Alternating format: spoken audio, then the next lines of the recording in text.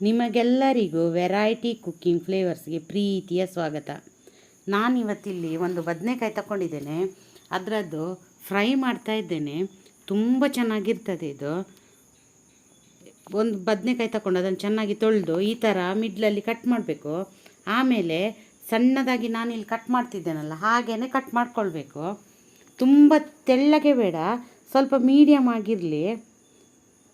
ನೋಡಿ, ಇಲ್ಲಿ ನಾನು ಕಟ್ ಮಾಡ್ತಿದ್ದೇನಲ್ಲ ಅಷ್ಟು ದಪ್ಪ ಇರಬೇಕು. ನೋಡಿ, ಇಷ್ಟು ಸಾಕು. ಈ ಥರ ಹೀಗೆ ಒಂದು 5-6 ಪೀಸ್ ಆಗ್ತದೆ ಇದರಲ್ಲಿ, 4 ಬದನೆಕಾಯಿಯಲ್ಲಿ. ಈ ಥರನೇ ಮಾಡಿಕೊಂಡು ಮತ್ತೆ ಅದಕ್ಕೆ ಒಂದೊಂದೇ ಪೀಸ್ ತಗೊಂಡು ಅದರ ಮಧ್ಯೆ ಈ ಥರ ಡೈಮಂಡ್ ಶೇಪಲ್ಲಿ ಅದಕ್ಕೆ ಕೀರು ಹಾಕಬೇಕು. ಯಾಕೆ ಹೇಳಿದರೆ ಅದು ಉಪ್ಪು ಖಾರ ಎಲ್ಲ ಮಸಾಲೆ ಎಲ್ಲ ಎಳ್ಕೊಳ್ಳಿಕ್ಕೋಸ್ಕರ ಈ ಥರ ಕೀರು ಹಾಕಿ ಅದನ್ನು ನಾವು ನೀರಲ್ಲಿ ಸ್ವಲ್ಪ ಹೊತ್ತು ಒಂದು 15 ನಿಮಿಷ ಇಡಬೇಕು. ಯಾಕೆಂದರೆ ಬದನೆಕಾಯಲ್ಲಿ ಸ್ವಲ್ಪ ಕಹಿಯೆಲ್ಲ ಇರ್ತದೆ, ಇದರಲ್ಲಿ ಸ್ವಲ್ಪ ಜಾಸ್ತಿ ಇರ್ತದೆ ಈ ಥರ ಕಹಿ. ನಮ್ಮ ಊರಲ್ಲಿ ಬದನೆಕಾಯಿ, ಹಸಿರು ಬದನೆಕಾಯಲ್ಲಿ ಅದು ಅಷ್ಟು ಇರುವುದಿಲ್ಲ, ಹಾಗಾಗಿ ನೀರಲ್ಲಿ ಹಾಕಿಡಬೇಕು. ನೋಡಿ, ನಾನಿಲ್ಲಿ ಒಂದು 15 ನಿಮಿಷ, ಅರ್ಧ ಗಂಟೆ ಈ ಥರ ನೀರಲ್ಲಿ ಹಾಕಿಟ್ಟಿದ್ದೇನೆ. ಈಗ ಅಷ್ಟರಲ್ಲಿ ಒಂದು ಮಸಾಲೆ ರೆಡಿ ಮಾಡ್ಕೊಳ್ಳುವ. ಅದಕ್ಕೆ ಇಲ್ಲಿ ಒಂದು 5-6 ಬೆಳ್ಳುಳ್ಳಿಯನ್ನು ನಾನು ಪೇಸ್ಟ್ ಇದ್ದರೂ ಅದು ಆಗ್ತದೆ, ನನ್ನ ಹತ್ರ ಪೇಸ್ಟ್, ಅದಕ್ಕೆ ಇದರಲ್ಲಿ ತುರಿತಾ ಇದ್ದೇನೆ ಬೆಳ್ಳುಳ್ಳಿ. ನೋಡಿ, ಇದನ್ನು ಈ ಥರ ನೈಸಾಗಿ ತುರಿಬೇಕು. ನೀವು ಪೇಸ್ಟ್ ಬೇಕಂದರೆ ಪೇಸ್ಟ್ ಮಾಡ್ಕೊಳ್ಬೋದು. ನಾನು ಚೂರಲ್ಲ, ಒಂದು 2-3 ಬೆಳ್ಳುಳ್ಳಿ ಅಂತ. ಮತ್ತು ಒಂದು ತುಂಡಿ ಶುಂಠಿಯನ್ನು ಸಹ ಇದೇ ಥರ ಪೇಸ್ಟ್ ಮಾಡ್ಕೊಳ್ತಾ ಇದ್ದೇನೆ. ನೋಡಿ, ಎರಡನ್ನು ಸಹ ಈ ಥರ ತುರಿದು, ಇದು ತುಂಬ ನೈಸಾಗಿ ಬೀಳ್ತದೆ, ದಪ್ಪ ರಫಾಗಿ ಬರುವುದಿಲ್ಲ, ಹಾಗಾಗಿ ಇದು ಪೇಸ್ಟ್ ಬೇಕಂತಿಲ್ಲ, ಈ ಥರನೇ ಮಾಡ್ಕೊಳ್ಬೋದು. ನೋಡಿ, ಇದರಲ್ಲಿ ಇಷ್ಟು ಇದಾಯಿತು, ಸಿಕ್ತು ಪೇಸ್ಟ್. ಈಗ ಇದಕ್ಕೆ 2 ಸ್ಪೂನಷ್ಟು ಚಿಲ್ಲಿ ಪೌಡ್ರ್ ಹಾಕ್ತಾಯಿದ್ದೇನೆ. ಇದು ಕಾಶ್ಮೀರಿ ರೆಡ್ ಚಿಲ್ಲಿ, ಇದಷ್ಟು ಖಾರ ಇಲ್ಲ, ಅದಕ್ಕೋಸ್ಕರ ಇದು ಕಲರ್ ಬರ್ತದೆ ತುಂಬ ಚೆನ್ನಾಗಿ. ಆಮೇಲೆ 1 ಸ್ಪೂನ್, ಚಿಕ್ಕ ಸ್ಪೂನಲ್ಲಿ ಅರಶಿನ ಪುಡಿ, ಮತ್ತು ಸ್ವಲ್ಪ ಇಂಗು ಹಾಕ್ತಾ ಇದ್ದೇನೆ. ಇಂಗು ಹಾಕಿದ್ದು ಏನಾದರೂ ವಾಯು ಗ್ಯಾಸ್ಟ್ರಿಕ್ ಎಲ್ಲ ಇದ್ದರೆ ಹೋಗ್ತದೆ. ಆಮೇಲೆ ರುಚಿಗೆ ಎಷ್ಟು ಬೇಕಷ್ಟು ಉಪ್ಪು ಹಾಕಿ, ಮತ್ತು ಒಂದು ಅರ್ಧ ಹೋಳು ಲಿಂಬೆ ರಸ ಹಿಂಡಬೇಕು, ಲೆಮನ್ ಹಿಂಡಬೇಕು ಅದಕ್ಕೆ.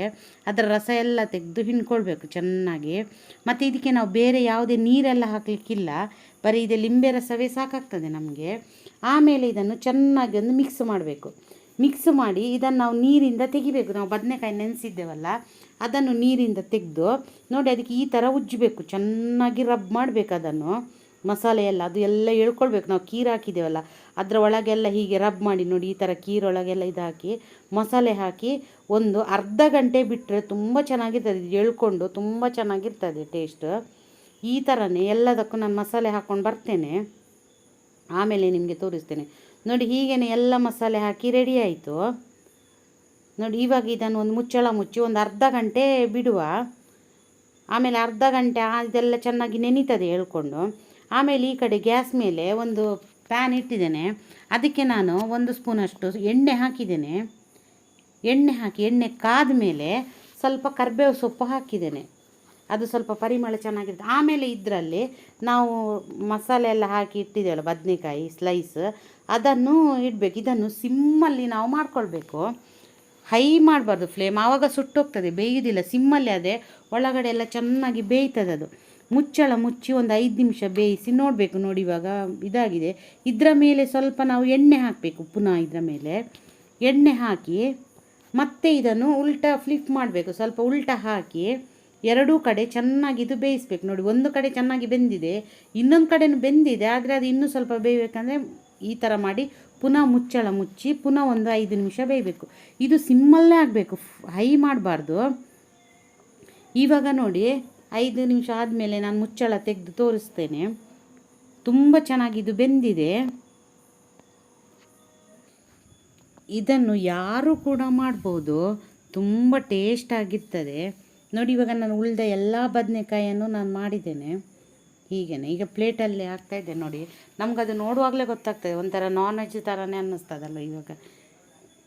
ನೋಡಿ, ಎಷ್ಟು ಚೆನ್ನಾಗಿದೆ. ನೋಡಿ, ಇದು ಗಂಜಿ ಊಟಕ್ಕಂತೂ ತುಂಬ ಚೆನ್ನಾಗಿರ್ತದೆ. ಅದು ಸಹ ಕುಚ್ಚಲಕ್ಕಿ ಗಂಜಿ ಆದರೆ, ಅದು ಸಹ ಇದರಲ್ಲಿ ನಮ್ಮ ಕಡೆ ಒಂದು ಹಸಿರು ಬದನೆಕಾಯಿ ಸಿಗ್ತದೆ, ಮಟ್ಟುಗುಳ್ಳ ಅಂತ. ಅದನ್ನು ನಾವು ರೌಂಡಾಗಿ ಸ್ಲೈಸಾಗಿ ಮಾಡಿ ಈ ಥರ ಮಾಡಿದರೆ ತುಂಬ ಚೆನ್ನಾಗಿರ್ತದೆ. ನೋಡಿ, ನೀವು ಸಹ ಮಾಡಿ ಒಂದು ಸರ್ತಿ ಟ್ರೈ ಮಾಡಿ, ಆಮೇಲೆ ಹೇಳಿ ಹೇಗಾಗಿದೆ ಅಂತ. ನಿಮಗೆ ಈ ವಿಡಿಯೋ ಇಷ್ಟ ಆದರೆ ತುಂಬ ಆದಷ್ಟು ಲೈಕ್ ಮಾಡಿ, ಆಮೇಲೆ ಶೇರ್ ಮಾಡಿ, ಮತ್ತು ಕಮೆಂಟ್ ಮಾಡಿ, ಹಾಗೆ ಚಾನಲನ್ನು ಸಬ್ಸ್ಕ್ರೈಬ್ ಮಾಡಿಕೊಳ್ಳಿ. ನೋಡಿ, ಇಲ್ಲಿ ತನಕ ವಿಡಿಯೋ ನೋಡಿದ್ದ ನಿಮಗೆಲ್ರಿಗೂ ಧನ್ಯವಾದಗಳು. Thank you. ನೀವು ಸಹ ಒಂದು ಸರ್ತಿ ಖಂಡಿತ ಇದನ್ನು ಈ ರೆಸಿಪಿ ಟ್ರೈ ಮಾಡಲೇಬೇಕು.